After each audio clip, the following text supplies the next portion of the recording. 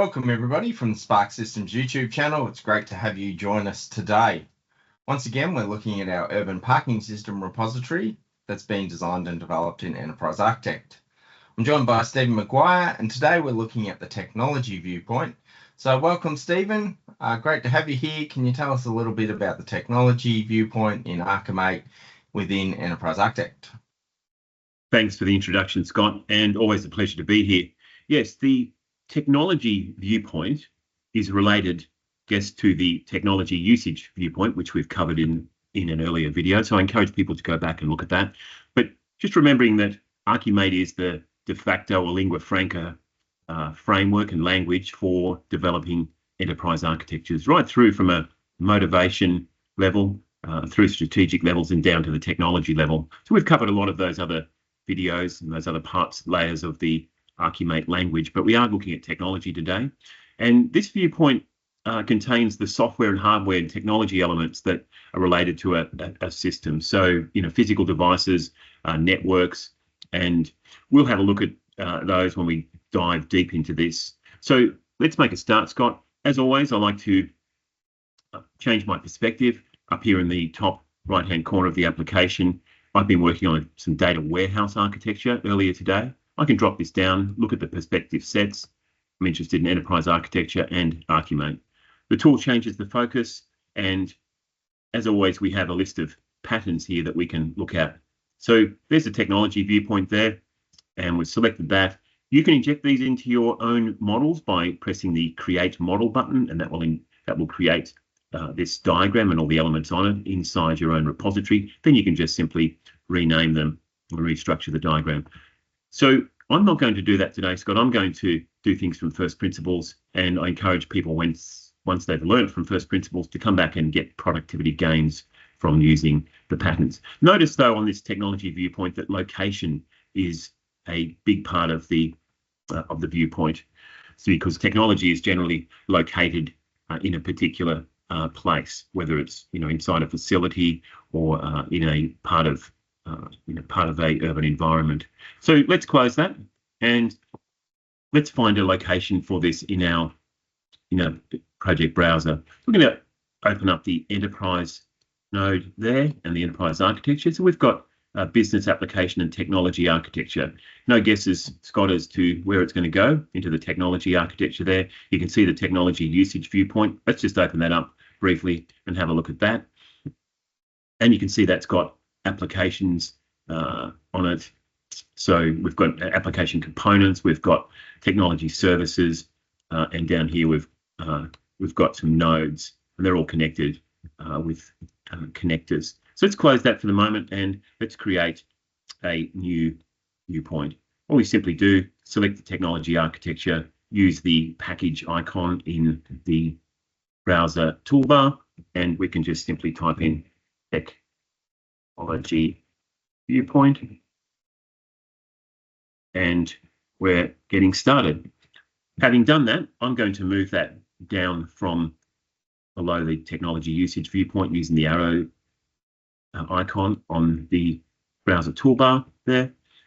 And let's create a diagram to start this work.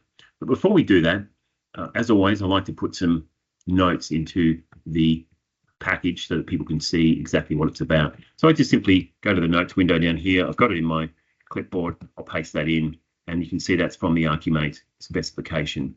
So the technology viewpoint contains the software and hardware technology elements supporting the application layer. So it's bridging there between the application layer and the physical and the technology layer. That's always a common thing to happen in ArchiMate, this bridging between the different layers as we move down from motivation and strategy down to the technology level.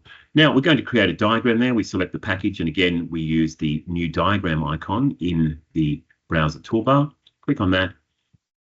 Enterprise Architect brings up the possible diagrams that we can have, the diagram types. These are all ArchiMate diagrams, and if we expand this node, we can see that there are a number of opportunities there to create diagrams that align with the particular viewpoints. And we want this one, it's in the basic group and it's called technology. So let's go and create that diagram. Enterprise Architect does the work. It's changed the toolbox to show the pages related to this particular viewpoint. I can expand that out a little bit there, and you can see that this is active structured technology concepts and technology behavioral concepts there. And, you know, we've got a number of other elements down here. So let's get started and let's create this, this diagram. So one of the first things I'm going to do is I'm going to put some locations on the palette or on the diagram palette, because they're interesting aspects of a So what's the model. purpose of this diagram going to be? Is it related to our parking meters and technology used in the parking meters, or in monitoring, or? Yeah, Scott, what we're going to look at is an urban parking zone and the kind of things that you would find in that zone.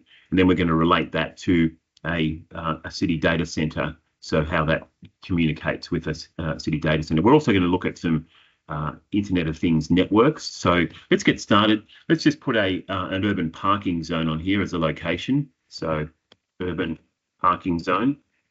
And it's up to the user, up to the modeler, as to how they want to want to express these things. I like to put things onto the diagrams that represent physical things in the world, and people will know this from looking at this item, the geographical area within a city that encompasses all parking facilities and related infrastructure. So let's expand that out. We're going to put some things inside this one, and let's put another location on there, and we'll call this one the city data center. And we'll do that. And let's use the layout ribbon, multi-select those. The one with the stippled border is going to be the template. I'm going to select the layout ribbon and say I want them to be the same width. Then I can simply... How do you tell it which is the default one, which will be the default width? Yeah, good question, Scott. This urban parking zone has this stippled border around it, and that means that it's going to be the template one. It's going to, right, when we say that we want things the same width, that will be the width that will be used. I can simply change the element by just simply using my left mouse click there, and now that city data center would be the one. Okay. Yeah, exactly, Scott. So let's put some notes in for this one as well, and got that going. Now let's put in a network, because that's an interesting thing that's going to connect these two things together. But first, before we do that, we're going to put in into the parking zone one, we're going to put in a network. And you can see up here there are a number of different types of networks. So we've got this as an object or a connector. I'm going to put it in as an object, and I'm going to place it inside that urban parking zone. So I could place it outside, but when I place it inside, have a look what happens in the project browser. So I'm going to call this one the Urban IoT network, the Internet of Things network. And you can see over here in the browser now that has been honoured in the browser as well, because it's nested inside that location. So quite a useful thing to do there. And let's put some notes in there as well, because we want to be able to make sure people understand exactly what this network is about. And, you know, it's talking about a dedicated network of infrastructure that enables communication between all parking system devices. So we can keep going with our story here, and let's put in a parking sensor network as well. So this is going to be a collaboration. So we'll put in a technology collaboration there, and we'll call it the parking sensor network. So this is going to be a network or a collaboration of devices that are going to be able to, you know, register things that are going on in this in this parking space. So a collection of interconnected devices that work together to monitor and report parking spaces. So, you know, what are some of those things? I'm going to change the shape of these slightly. I'm just going to multi-select them there. I'm using my control key with my arrow keys, and I'm going to make them just a little bit smaller. I will make them the same size and width though, same height and width there, and I'll align them that way. I can simply start moving some of these things around, and that's a very common thing to do to get a little bit more space here. So we move them down as we're working. Very easy to do.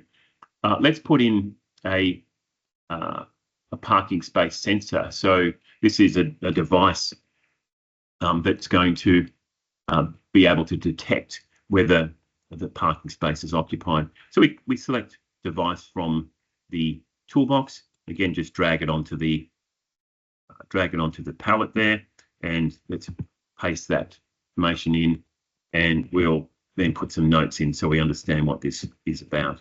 So it says the hardware device embedded in a position above the individual parking spaces to detect vehicle presence. So this is the kind of thing that would be in a multi-level car park.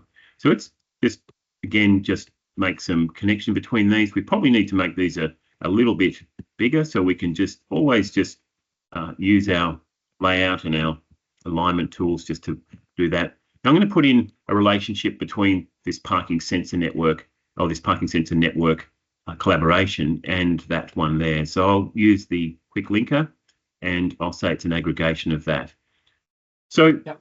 That's what we're doing, Scott. We'll just we can just keep moving this along, and we can put in some things into our city data center. We can put in some networks. So we're going to put in this one here. Again, it's another network, and it's an object there, and it will be the bridge between these two locations. So you can see that this is very location focused, and also that things are going into being put inside, nested underneath the particular locations. So that's a common thing with any type of element. Relationship communicates something about the relationship as well.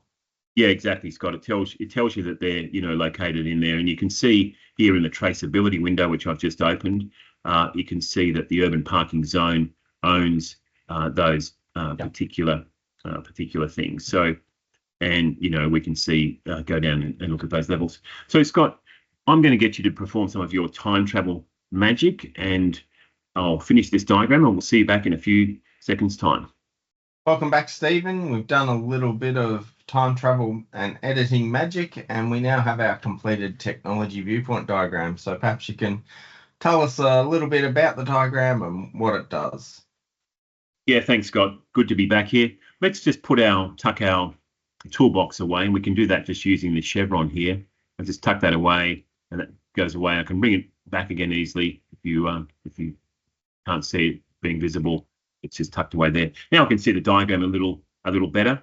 The key to this diagram is that the location is the focus of the diagram. So here we've got this urban parking zone and then the city data center, and they're being communicated together, or parts of that network are being communicating through this central parking network. But there's also an urban IoT network as well, which is this Internet of Things, and that's related to the parking sensor network. So that parking sensor network is operating, I guess, in a particular urban parking zone. So it's hitched up to the smart parking meter, the gateway devices, and the parking space sensors to be able to detect whether there's a vehicle there, and that's going and communicating with other parts of the system, including the mobile payment terminal. So the mobile payment app is there, and there's a zone gateway that's connecting the zone through the central parking network through to the city data center that comprises most of the important infrastructure, including the parking management server, which is a node. You can see that's a node by looking up in the into the properties window there. If you can't remember the symbols, it's there as a type, which is an ArchiMate node. This one here is system software, so that's a parking management system, and that's being assigned to this parking management server. Scott, if people can't remember what some of the symbols mean, then we can go to the team library, and I can use the start ribbon there, and I can go simply to model library there, and this window opens up, and what we've got is a number of resources related to ArchiMate. Now these particular ones, you can store them inside Enterprise Architect, or you can access them from outside. So this reference card is a useful one. It's not stored inside Enterprise Architect. It's referencing a URL outside. So let's click on that, and that's going to open up in a window outside. This in my browser. So I'm just going to drag that on and show you what that looks like on this window here.